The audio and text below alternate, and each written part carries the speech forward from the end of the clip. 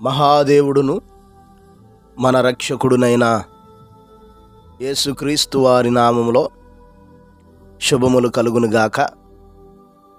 నేటి వాక్య ధ్యానము యోనా గ్రంథము 3వ అధ్యాయము 10వ వచనం.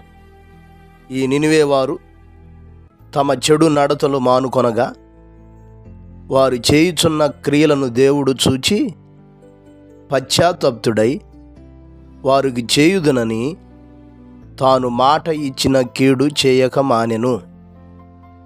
ప్రిలరా, మత్స్యపు కడుపులో ఉన్నటువంటి యోనా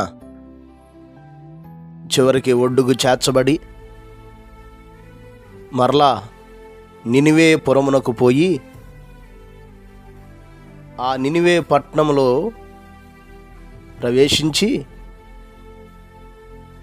ఇంకా 40 దినములకు దేవుడు ఈ పట్టణమును నాశనం చేయబోతున్నాడని ప్రకటన చేసినప్పుడు ఆ నినివే పట్టణస్థులందరూ దేవుని యందు విశ్వాసముంచి ఉపవాస దినము చాటించి గనులేమి అల్పులేమి అందరూ గోనెపట్ట కట్టుకొనిరి. ఇంకా గొప్ప సంగతి ఏమిటంటే, నినివే రాజునకు కూడా ఆ విషయం వినబడినప్పుడు తన సింహాసనం మీద నుండి దిగి తన రాజవస్త్రములు తీసివేసి గోనెపట్ట కట్టుకొని బూడిదలో కూర్చున్నాడు. ఇంకా అంత మాత్రమే కాదు, రాజు ఆజ్ఞ చేత దూతలు నినివే పట్టణమందంతటా సంచరించి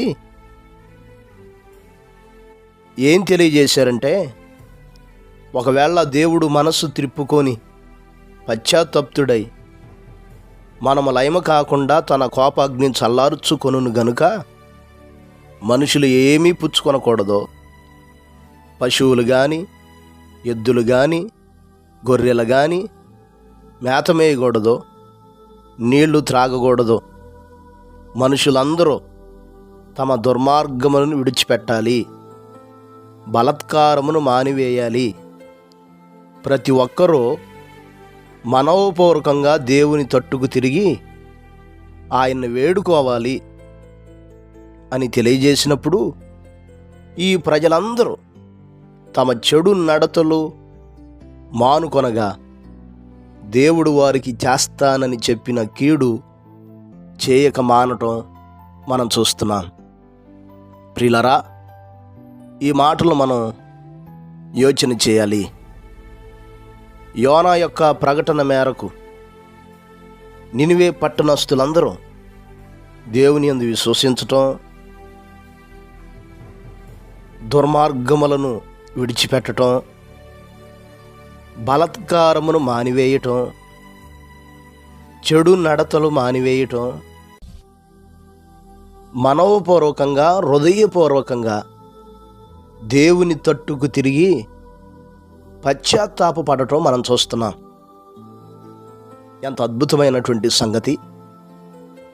ఈ మాటలు వింటున్నటువంటి మన జీవితాల్లో కూడా మనం యోచన చేయవలసినటువంటి వారమై ఉన్నాం.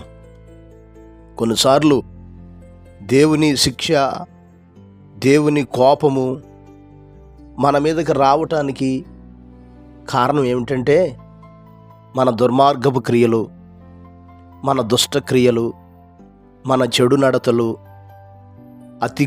అక్రమ క్రియలు కారణం. కనుక మన మీద ఉన్న శాపాలు, మన మీద ఉన్నటువంటి తెగుళ్ళు, మన మీద ఉన్నటువంటి ప్రతి ప్రభావాలు తొలగింపబడాలంటే హృదయపూర్వకంగా దేవుని తట్టు తిరగటం మనం నేర్చుకోవాలి.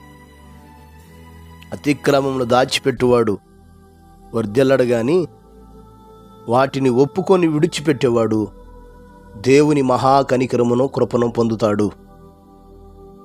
కనుక ఈ మాటలు వింటున్నటువంటి మనం పరిశీలించుకుందాం. దేవుడు చాలా కృపగలిగిన వాడు. తన వైపుకు తిరిగిన వారిని ఆయన అన్నడు విడిచిపెట్టడం, ఆయన వైపు తిరిగి పశ్చాత్తాపడినటువంటి వారిని ఆయన అన్నడు కోపగించుకోడు. కనుక ఒకవేళ ఇంకా నీవు దేవునికి దూరంగా ఉండి శాపగ్రస్తమైన పాడైపోయి పతనమైపోయే పరిస్థితుల్లో మనల్ని మనం చేసుకునేటటువంటి వారుగా ఉంటే ఆ స్థితిని విడిచిపెట్టి హృదయపూర్వకంగా దేవుని తట్టుకు తిరుగుదాం. ఆయన వైపుకి తిరిగి నినివే ప్రజల వలె మనం కూడా ఒక తీర్మానం చేసుకుందాం. దుర్మార్గతను విడిచిపెట్టేస్తానయ్యా, అతిక్రమ క్రియలు మానుకుంటానయ్యా, చెడు నడతలు మానుకుంటానయ్యా, దుష్టకార్యాలను విడిచిపెట్టేస్తానయ్యా, నీ కొరకు జీవిస్తాను, నీ కొరకు బ్రతుకుతానని తీర్మానించుకుందాం. దేవుని మహా కృపా కనికిరాలను మన జీవితాల్లో పొందుకుందాం. అట్టి సహాయము నడిపింపును దేవుడు మనకు దయచేయును గాక. పరిశుద్ధుడైన మా దేవ, గొప్ప కాపరి, అపారమైన మీ ప్రేమను బట్టి మీకు స్తోత్రాలు, వందనాలు తెలియజేస్తున్నాను ఆయన. ఈ సమయంలో మీ వాక్యం ద్వారా మాతో మాట్లాడారు తండ్రి. ఈ మాటలు వీక్షిస్తున్న ప్రతి నీ బిడ్డ కొరకు ప్రార్థిస్తున్నాను ఆయన. మీకు దూరంగా ఉన్నటువంటి ప్రతి బిడ్డ మీ వైపు తిరిగి మీ మహాకనికరం పొందుకొనగలిగిన భాగ్యమును దయచేయండి ఆయన.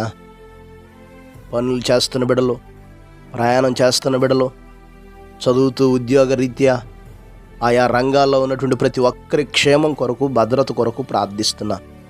ప్రతి కుటుంబానికి క్షేమాన్ని ఇవ్వండి, నెమ్మదినివ్వండి. వారి వారి కార్యాల్లో, వారి వారి రంగాల్లో వారిని వృద్ధిపరుస్తూ రమ్మని ప్రార్థిస్తున్నాం. కృపచూపుతూ రమ్మని ప్రార్థిస్తున్నాం. ఈరోజంతా మీ సన్నిధిని తోడుగా ఉంచమని యేసు నామమున అడిగి వేడుకొనుచున్నాము తండ్రి, ఆమెన్. ప్రభు కృప మీకు తోడయ్యుండును గాక.